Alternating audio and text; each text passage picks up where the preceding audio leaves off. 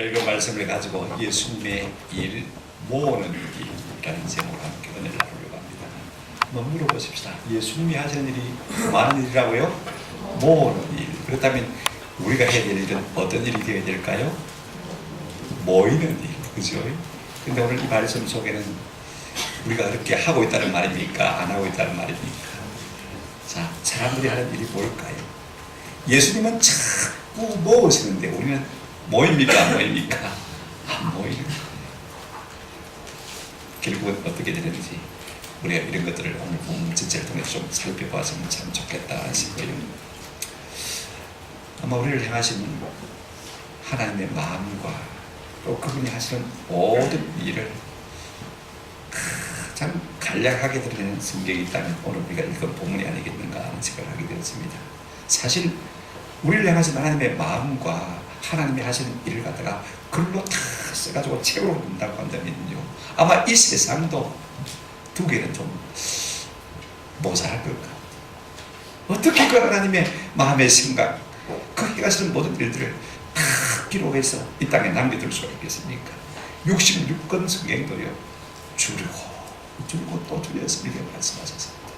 그것도 길면요, 오늘 우리가 이 37절부터 39절 말씀을 좀 마음에 새겼으면 참 좋겠다. 제가 글 공부를 하면서 마음에 느끼는 것은요, 그런 짜잘하게 많이 쓰는 게 아니에요. 자꾸 드러내고 줄이고 자잘한 말을 줄이면서 한 말만 하고 그 다음에 약간 더 두고 모자란 듯이죠.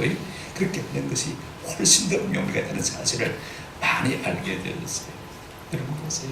옛날에 우리 삼국유사에 보면 이런 이야기가 있습니다. 아주 우리 옛 스승이 어머니가 돌아가시자 사랑하는 제자에게 조문 그 조사 있지 않습니까? 한번 써봐라 그랬더니요, 이 사랑하는 제자가 아주 폼나게 글을 잘 썼습니다. 뭐라고 썼냐면, 태어나지 말지니 죽는 것이 괴롭다니. 말되죠, 그죠? 그 다음에 이렇게 또 썼습니다. 죽지 말지니 태어남이 괴롭거늘. 잘 썼어요. 근데 선생님이 회초리를 탁 돌 때리면서, 사내 자식이 뭘 말이 많노? 주라! 그랬더니 이 사람이 정신을 바짝 차리고 한 줄로 탁 줄였습니다. 짧게 꽂혔어요. 한번 더 합시다. 죽고 남이 괴롭구나. 죽고 나는 것이 괴롭구나. 여러분, 앞에 길다랗게 한 말 속에 줄을 꽂다 보니까 그 말 속에 다 들은 거예요. 한자로 하면 10넉자인데 나머지 딱 넉자로 끝을 내버린 것을 우리가 볼 수가 있습니다. 이렇던 말이라는 것은요, 간결하지만 뜻은 깊은 것이 참 좋은 것입니다. 오늘 본문이 꼭 그와 같은 말씀입니다. 그와 같은 말씀이라는 생각을 제가 하게 되었습니다. 여러분 보세요. 우리 하나님, 성모 하나님이 하시는 일, 성자 예수님이 하시는 일, 성령 하나님께서 우리 가운데 하신 일, 그 마음, 이것이요 오늘 본문에 잘 나타나 있습니다. 특별히 목사의 심정이 어떨까 하는 것도 잘 드러나 있는 것을 볼 수가 있습니다. 그게 무엇입니까?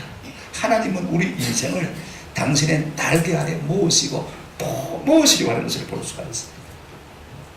오늘날 세상 사람들은 이구동성으로 말세지 말이다, 안 믿는 사람이 그렇게 말하고 있습니다.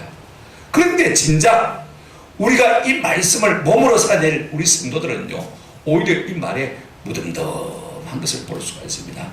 그렇고 그런 말이고 맨날 들어왔기 때문에 또 그 말이다 이렇게 생각하시는 것 같아요. 아예 관심을 접어버린 것 같습니다. 그러나 여러분, 우리가 꼭 기억해야 될 것이 있습니다. 말세를 이기고 심판을 이기는 길은요, 한 길밖에 없습니다. 예수님이 힘쓰신 일이 뭐예요? 무엇인 일 아닙니까? 그분을 날개 아래 모이는 이야말로 우리가 말세를 이기고 심판을 이길 수 있는 것입니다. 시편 36편 7절에 하나님이여 주의 인자하심이 어찌 그리 보배로우신지요, 사람들이 주의 날개 그늘 아래에 피하나이다, 이렇게 말했습니다. 이것처럼 이 말세지 말을 살아가는 우리가 자꾸 주의 날개 아래로 달려나가는 이게만이 세상을 이기고 심판을 이길 수 있는데, 이것 우리가 놓쳐버리면요, 세상과 똑같이 될 수밖에 없는 것입니다. 결국 예수님께서 이 땅에서 지금도 오늘 보다 우편에 계시면서 하시고자 하시는 일이 무엇입니까? 자기 백성들을 자기 품으로 모으는 일 아닙니까? 사실 사람을 모으는 일은요, 가장 쉽고도 가장 어려운 일입니다. 여러분, 어떤 때는 사람이 잘 모여요. 당장 문 앞에 이득이 있으면요, 벌떼같이 모여드는 것을 볼 수가 있습니다. 거기에 재미가 있으면 벌떼같이 모여들어요. 그러나 나중에 좋은 일에 대해서는요, 아예 눈도 주지 않는 것을 볼 수가 있습니다. 우리 주님께서 우리에게 주시려고 하는 것이 무엇입니까?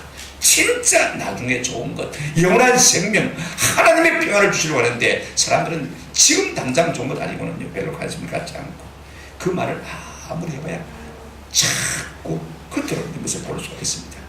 오늘 우리 주님께서는 이를 아파하시면서 간직한 말씀이 37절에 나와 있는 것을 볼 수가 있습니다. 내가 암탉이 새끼를 그 날개 아래 몸같이 모래 한 적이 몇 번이느냐. 우리 주님께서 우리를 향해서 단시간 이 음성을 들으시면서 우리가 좀 은혜와 도전을 받았으면 좋겠습니다. 무엇 때문에 우리를 무엇이라는 것입니까? 10편 50편 5절에 보면 이런 말씀이 있습니다. 이르시되 나의 성도들을 내 앞에 모으라. 그 다음에 뭐라고 했습니까? 그들은 제사로 나와 언약한 이들이니라. 무엇 때문에 하나님께서 자기 백성들이 자기 앞으로 나오기를 원하고 계십니까? 나와 너 사이에 제사로 언약했다. 내가 예배자도 너희를 불렀다. 이 말씀이 포함되어 있는 것을 우리가 볼 수가 있습니다. 자, 여러분, 우리가 먼저 오늘 본문을 통해서 살펴볼 수 있는 것이 무엇이냐면요, 인간의 하는 일이 무엇이냐 하는 것을 좀 살펴볼 필요가 있을 것 같아요. 보십시다. 우리 인생을 향하신 하나님의 탄식이 무엇입니까? 37절 보시기 바랍니다. 예루살렘아, 예루살렘아, 선지자들을 죽이고 내게 파송된 자들을 돌로 치는 자여, 이렇게 말하고 있습니다. 여러분, 우리를 향하신 하나님의 탄식을 한마디 말로 표현하면 뭐라고 표현하면 되겠습니까? 오늘 이 말씀 아니겠습니까? 예루살렘아, 예루살렘아, 선지자들을 죽이고 내게 파송된 자들을 많은 자여, 돌로 치는 자여. 예루살렘아, 예루살렘아 하는 이 말 속에 우리 주님의 참 청량할 수 없는 피해가 흘러나오는 것을 볼 수가 있습니다. 여러분 생각해 보세요. 예루살렘은요, 이스라엘의 정치 종교의 중심입니다. 거기에 뭐가 있습니까? 하나님을 예배하는 뭐가 있어요? 성전이 있지 않습니까? 지금 우리 주님의 탄식의 대상이 되고 있는 이 사람들은 말입니다, 하나님을 모르는 사람이 아닙니다. 말씀을 전혀 모르는 사람도 아니고요. 하나님의 사랑을 다 이미 받은 사람입니다. 그럼에도 불구하고 지금 하나님의 탄식의 대상이 되어 있는 것을 볼 수가 있습니다. 성경에는요, 예루살렘아 예루살렘아 이렇게 부르듯이 이름을 겹쳐서 반복해서 부름으로 말미암아 하나님의 마음을 잘 아는 성경들이 종종 있는 것을 볼 수가 있습니다. 사무엘하 18장 33절에 보면 왕자 압살롬이 죽은 다음에요, 왕 다윗이 망루에 올라가가지고 탄식하며 이렇게 외친 것을 볼 수가 있습니다. 내 아들 압살롬아, 내 아들 압살롬아, 내 아들 압살롬아, 하염없이 압살롬의 이름을 부르고 있는 것을 볼 수가 있습니다. 차라리 내가 죽고 네가 살았으면 좋을 텐데 탄식이, 아버지의 탄식이 묻어있는 것을 볼 수가 있습니다. 누가복음 10장 41절에 보면요, 많은 일로 분주하고 복잡한 이 마르다를 향해서 우리 주님이 뭐라고 말씀하십니까? 마르다야 마르다야, 내가 많은 일로 염려하고 근심하는 마리아처럼 네가 좀 내 앞에 와서 말씀을 들었으면 좋겠다. 탄식하며 마르다를 부르시는 모습을 볼 수가 있지 않습니까? 예레미야 22장 29절에 보면요, 우리 하나님께서 말씀을 외쳐도 듣지 않는 땅들을 향해서 뭐라고 말씀하고 있습니까? 땅이여 땅이여 땅이여 여호와의 말씀을 들을지어다. 오늘 우리는 예루살렘아 예루살렘아 하신 이 음성을 통해서 우리를 향하신 하나님의 탄식의 음성을 듣게 되어지는 것입니다. 여러분, 그렇다면 무엇 때문에 주님께서 저들로 말미암아 탄식하고 계십니까? 그 뒤에 내용이 나지 않습니까? 이렇게 말씀하고 있습니다.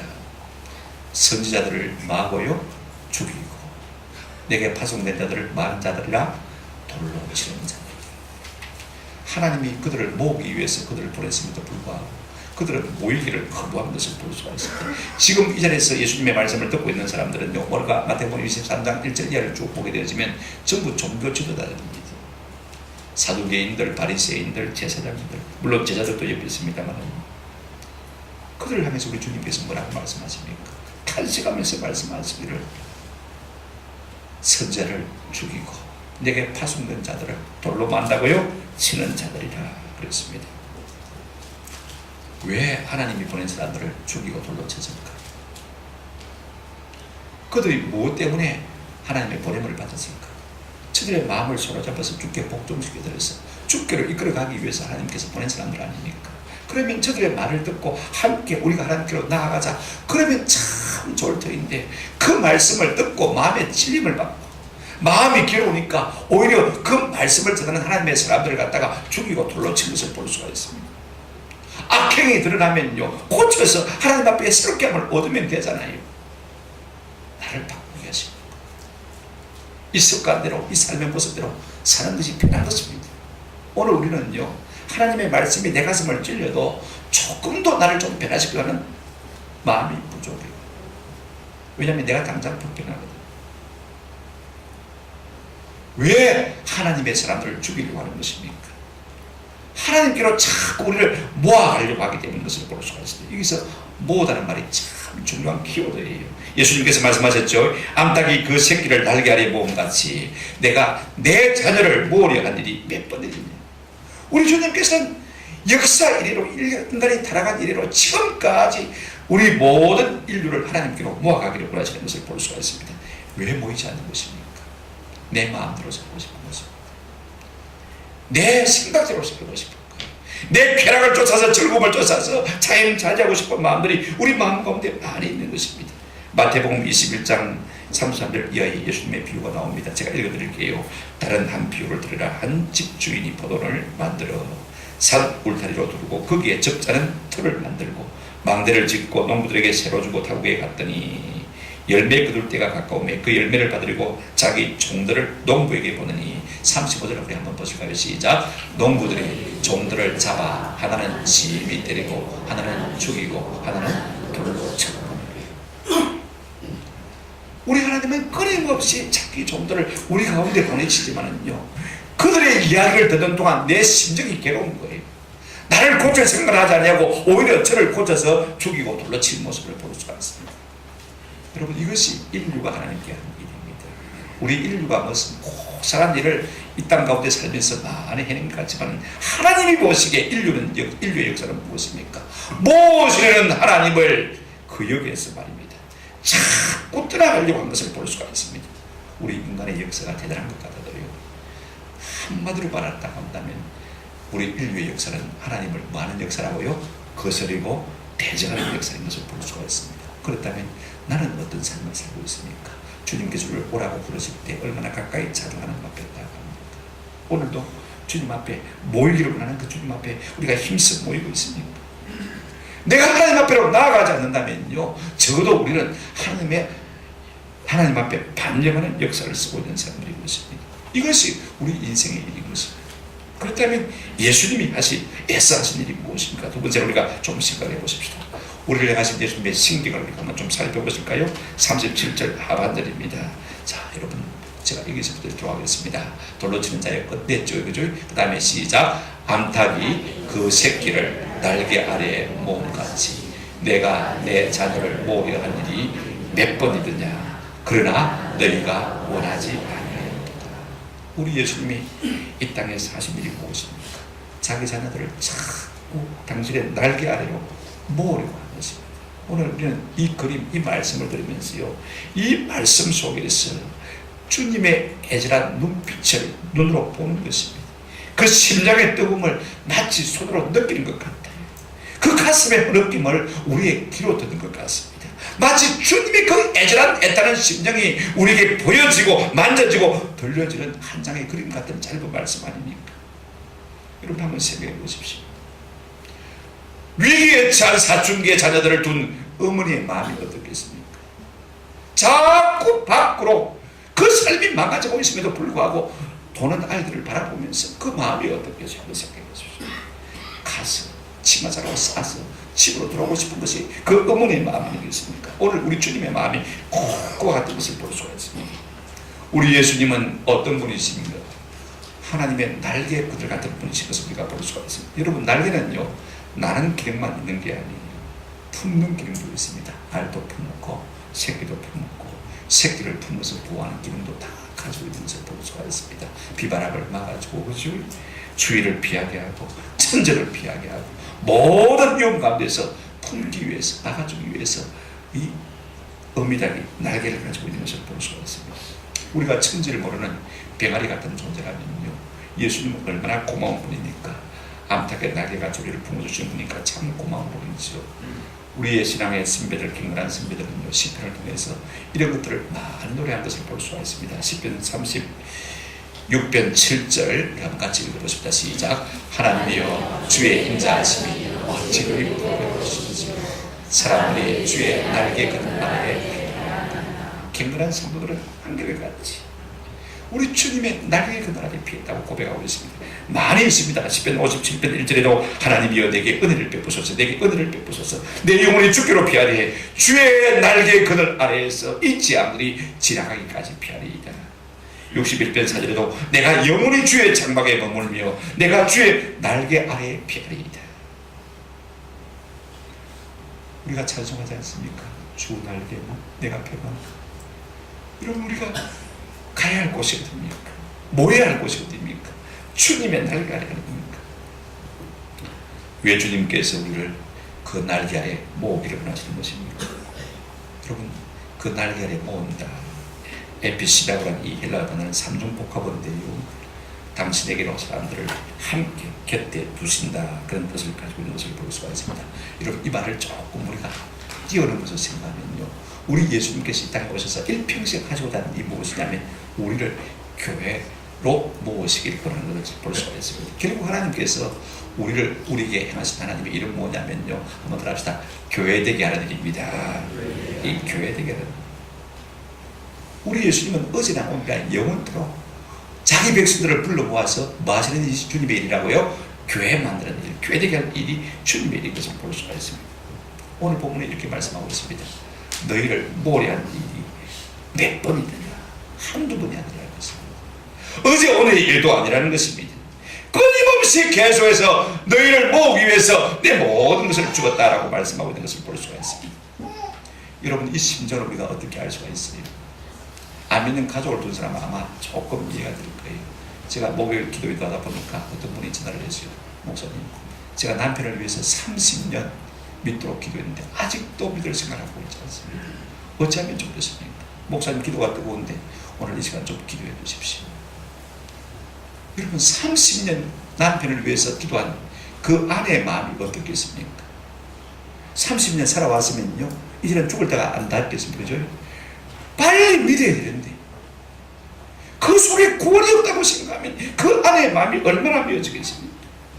여러분, 사도 바울의 마음이 로마서 9장 1절부터 3절에 나와 있는 것을 볼 수가 있습니다.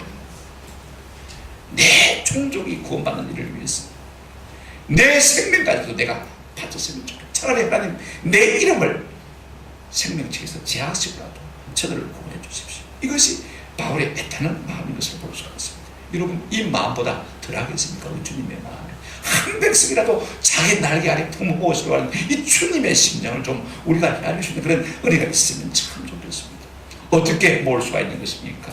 모으려면 먼저 불러야 되지 않겠습니까? 제가 한 번에 갔을 때 이 어미닭이 있더라고. 병아리가 한 10마리 있는데 아침에 나가보니까 평화롭게 모이를 붙잡고 있는 모습이 참 보기가 조금 제가 가까이 다가갔더니 어미닭이고 막 파닥파닥 하면서 꼭꼭 막 부러지니까 이 새끼 병아리들이 놀고 있다가 막 전부 일찍 속사포처럼 말입니다. 어미닭으로 달려가서 날개를 탁 숨어버리는 거예요. 사진을 다 찍었는데 제가 전체를 보냈습니다. 여러분, 위험이 오면 어미닭은 그들을 불러 모으는 것을 볼 수가 있어요. 여러분, 성경의 전 역사가 무엇입니까? 인류를 찾아 부르시는 하나님의 애타는 부르짖음 아닙니까? 전 어릴 때 가장 많이 들은 말이 언니라. 우리 집이 학교 바로 앞에 있으니까요. 저녁 때까지 학교마다에서 놀고 있으면 우리 어머니가 애가 타가지고 학교 문 입구에서 부릅니다. 그 어스름한 저녁에 말입니다. 그 큰 학교 운동장에 제 이름이 막 매력처럼 올라퍼집니다. 언니라! 부릅니다. 왜 그렇습니까? 해는 지나는데 배는 고플 텐데, 그죠? 빨리 들어가서 씻고 밥 먹고 자야 될 텐데 안 오고 있으니까 논다고 애타게 부르시는 것입니다. 이처럼 하나님은요, 인류의 타락이 우리를 계속해서 부르셨어요. 아담아, 내가 어디 있느냐? 가인아, 내 아우 아벨이 어디 있느냐? 아브라함아, 모세야, 내 백성아. 구약 성경에 온통 부르짖는 소리가 메아리치는 것을 볼 수가 있습니다. 이처럼 우리 주님은요, 지금도 우리를 부르십니다. 신약 성경도 마찬가지. 우리 예수님이 오셔서 시몬아, 야고보야, 요한아, 삭개오야, 나사로야, 죄인들아 계속 부르신 것을 볼 수가 있습니다. 예수가 우리를 부르는 소리, 그 음성 부드러워. 여러분, 불러서 뭐 하시는 것입니까? 무엇인가? 이것입니다. 나를 따라오더라. 수고하고 무거운 짐진 자들아 다 내게로 오너라. 이것이 것입니다. 여러분, 그렇다면 이렇게 불러서 모으는 것을 무엇을 의미하는 것입니까? 한번 따라 합시다. 구원하신다. 구원한다는 말로 표현할 수가 있는 것입니다. 궁극적인 이유는 우리를 구원하시기 위함입니다. 누가복음 19장 10절에 이것이죠. 한번 읽어보십시다. 시작. 인자가 온 것은 잃어버린 자를 찾아 구원하려 합니다. 우리 주님이 이 땅에 오신 것은 자기 날개 안에 품으려고 주님께서 땅에 오신 거예요. 왜? 우리가 위험하기 때문에, 우리의 삶 속에 생명이 없기 때문에, 그렇게 살다가는 영죽을 수밖에 없기 때문에 우리에게 구원을 주시는 것입니다. 오늘도 우리가 주의 날개 아래 나가고 나면 이 구원을 우리 주님께서 우리에게 주실 줄로 믿습니다. 구원이 죽어서 천당하는 것만은 아니지 않습니까? 가난한 자가 부유하게 되어지고, 병든 자가 건강함을 잊게 되어지고, 우둔한 자가 지혜롭게 되어지고, 사랑받지 못한 자가 사랑받게 되어지고, 이 모든 것이 다 구원에 속하는 것입니다. 그럼에도 불구하고 우리 주님의 마지막 말 한마디가 참 씁쓸해요. 한번 더 하십시다. 그러나 너희가 원하지 아니하였도다. 이 말씀이 참 씁쓸합니다. 저는 이 말이 우리에게 해당되지 않는 은혜가 있기를 주님의 이름으로 축원합니다. 이 씁쓸함의 대상이 되지 않는 은혜가 있기를 주님의 이름으로 축원합니다. 방법은 무엇입니까? 부르실 때 주님 앞에 자꾸 달려나가는 것, 그분의 품 안에 거하면 되는 것. 여러분, 마침내 주님께서 이같이 거스리고 허리가는 백성들을 향해서 화를 발하시는 모습을 우리가 볼 수가 있습니다. 38절, 39절, 먼저 38절을 같이 읽도록 하겠습니다. 시작. 보라, 너희 집이 황폐하여 버려진 바 되리라. 여러분, 사랑의 반대말은 질투잖아요. 그렇죠? 제가 지난 시간에 말씀을 드렸지 않습니까? 불러도 보이지 않는다. 지금 예루살렘은 어떤 곳입니까? 하나님이 불러 모으시는 날개 그늘과 같은 예루살렘 성전이 있는 곳이에요. 모이지 않는다면 너희 집이 뭐하고요? 황폐하여 그랬습니다. 여기 집은요, 성전 아니면 우리 가정 아니면 예루살렘 이스라엘 전체 나라를 다 표현하는 것입니다. 여러분, 하나님께서 자기 백성으로 택하시고 불러 모으신 하나님의 백성이 모이지 않는다면 예루살렘의 성전에 뭐가 필요하겠습니까? 한번 생각해 보십시오. 우리가 24장을 안 읽었습니다만 1절 2절 보시면요, 예수께서 성전에서 나와서 가실 때 제자들이 성전 건물들을 가리켜 보이려고 나오니 대답하여 이르시되 너희가 이 모든 것을 보지 못하느냐? 내가 진실로 진실로 너희에게 이르노니 돌 하나도 돌 위에 남지 않고 다 어떻게 될 것이라? 무너뜨리리라. 불러도 나오지 않는다면 그 건물이 뭐가 필요한 거예요? 여러분, 집에 사람이 살지 않으면 집이 금방 낡아지잖아요. 그죠? 금방 피해가 됩니다. 하나님의 저주가 임해서 피해가 되는 것도 있지만요, 안 모이니까 피해가 되어버립니다. 결국은 어떻게 됐습니까? 예루살렘이 망하고 말았잖아요. 그죠? 그 다음 말씀이 무슨 말씀입니까? 이렇게 말씀하고 있습니다. 자, 보라, 너희 집이 황폐하여 뭐 한다고요? 버려진 바 되리라. 여러분, 성경에 버린다는 것은요, 그 자체가 심판. 하나님께서 우리 인생을 버리시면요, 갈 때까지 가다가 망하고 마는 것을 우리가 볼 수가 있습니다. 자, 여러분, 우리가 로마서 1장 24절 26절 28절 말씀에 보시면요, 이런 말씀이 있습니다. 그러므로 하나님께서 그들의 마음의 정욕대로 어떻게 했다고요? 더러움에 어떻게 하셨습니까? 내버려두었다. 하나님께서 말씀하고 품어리고 모으려고 해도 모이지 않으면 내버려 두신 것을 보십니다. 그래서 서로 몸을 욕되게 해요. 26절에 보십시오. 이 때문에 하나님께서 그들을 부끄러운 욕심에 내버려 두셨으니 그들의 여자들도 순리대로 설 것을 바꾸어 영리로웠으며 하는 것입니까? 하나님께서 마음의 부패를 내버려 두시니까요, 갈 때까지 가는 것을 볼 수가 있습니다. 동성에 있다는 그 말이죠. 그 다음에 28절, 또한 그들이 마음에 하나님 두기를 싫어하며 하나님께서 그들을 그 상실한 마음대로 내버려 두사 합당하지 못한 일을 하게 하셔서 하나님께서 포기해버리고 버리시니까 그냥 끝까지 가버리는 것입니다. 이것이 하나님의 심판. 오늘 말씀을 듣고 그렇다면 내가 하나님 버리는 자가 아닐까 하는 마음에 염려가 생기는 분이 있었습니까? 그렇다면 제 말을 잘 들으시기 바랍니다.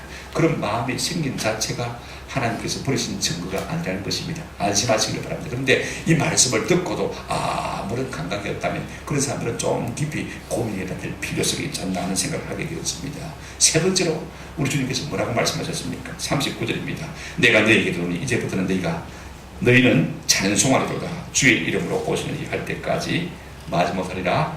나를 보지 못하리라. 여기서 중요한 말을 쓰는 나를 보지 못한다는 말씀입니다. 하나님의 심판은 때로 당신과 당신의 사람들을 숨기고 당신의 말씀을 들리지 않게 함으로 말미암아 하나님의 심판을 행하시는 것을 볼 수가 있습니다. 여러분, 그건 고통이에요. 홍수가 나면요, 온 세상 전체 뭐로 가다갑니까? 물로 가다가잖아요. 그죠? 그런데 홍수가 났을 때 이재민들에게 가장 먼저 공부하는 게 뭐예요? 생수통 공부하더라고요. 그죠? 생각해 보십시오. 아이러니 아니에요. 그죠? 홍수가 나서 사방 전체에 물인데 뭘 갖다 준다고요? 물 갖다 주잖아요. 물 갖다 주잖아요. 아모스 8장 11절에 이런 말씀이 있습니다. 주 여호와의 말씀입니다. 보라, 날이 이를지라 내가 기근을 땅에 보내리니 양식이 없어 주님이 아니며 물이 없어 무엇이 아니요? 가람이 아니요. 여호와의 말씀을 듣지 못한 무엇이라? 오늘 대한민국 온 천지 말씀의 홍수예요. 여러분 보십시오. TV, 라디오 보십시오. 그죠? 그 다음에 컴퓨터 개고요.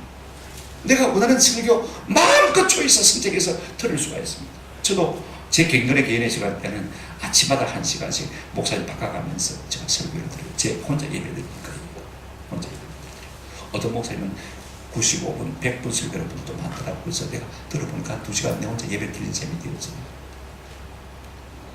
요즘은 10년은요, 스마트폰에도 앱만 깔면요, 컴퓨터 안에 들어가도 얼마든지 우리 교회 설교 홈페이지도 마찬가지로 다 앱 깔아가지고 들을 수가 있습니다.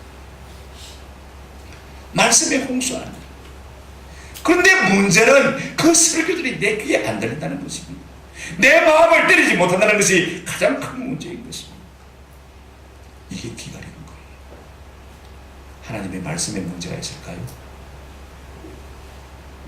누구에게 문제가 있을까요? 내 자신에게 문제가 있을 수 있다는 사실을 우리가 항상 기억해야 합니다. 때로는 하나님께서 심판을 해도 안 들으니까, 안 모이니까, 안 오니까 입을 닫으시고 하나님 자신을 숨기시는 경우가 있습니다. 여러분, 하나님은 엘리야 시대에 이스라엘에게서 엘리야를 숨기신 것을 볼 수가 있습니다. 열왕기상 17장 3절에 너는 여기서나 동쪽으로 가서 요단 앞 거리 시냇가에 마고요 숨고, 하나님의 사람을 일부러 그들에게서 숨기신 것을 볼 수가 있습니다. 이것이야말로 심판 가운데라는 것입니다. 여러분, 하나님이 우리 가운데서 은혜를 거두시면요, 청산유수 같은 설교라도 전혀 귀에 들리지 않는 것입니다. 이것이 바로 심판인 것입니다. 그런데 여기서요, 놀라운 일호를 하나 발견하게 되었습니다. 여러분, 하나님께서 당신을 숨기시는 것이요, 영원히 아닙니다. 한시적인 것을 볼 수가 있습니다. 39절 다시 보실까요? 시작. 내가 너희에게 이르노니, 시작. 이제부터 너희는 찬송하리로다. 주의 이름으로 오시는 이어 할 때까지 나를 보지 못하리라 하십니다. 자, 이제부터 그 다음에 할 때까지, 그죠? 그 사이가 있습니다. 그죠?